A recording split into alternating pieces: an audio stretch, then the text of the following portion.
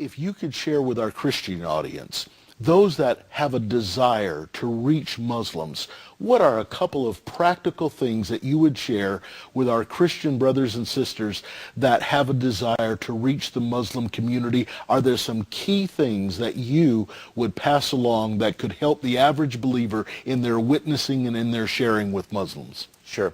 Well, first of all, boldness, putting away all fear, putting away prejudices, that's essential.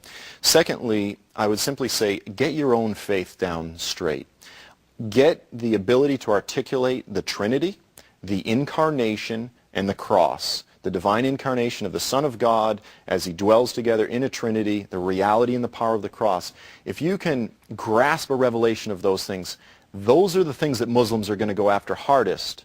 And oftentimes Christians will sort of shrink back. Well, I don't know how to articulate the Trinity. We need to be able to get those things down and speak it because those revelations are powerful. And lastly, I would say that it's essential that we as Christians, again, by embracing the cross, by becoming a culture of servants, we love. Because Islamic culture is not a culture of the cross. It's not a culture of love. It's a culture where Muslims dominate non-Muslims, where men dominate women, and where Arab Muslims often dominate African Muslims and so forth. It is not a culture of service. It's not a culture of the cross.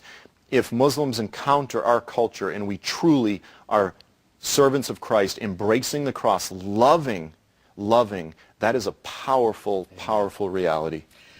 Joel Richardson has been with us today. He has written this fascinating book called The Islamic AntiChrist. You can pick a copy of this up at any Borders, Barnes & Noble, Amazon.com, or we want to encourage you, if you would like to know more about Joel, his ministry, we're going to bring up his website information. Give us that information, Joel, as we're bringing it up. Sure. It's simply www.joelstrumpet.com. Outstanding. I want to thank you for being here today. Thank you for your book.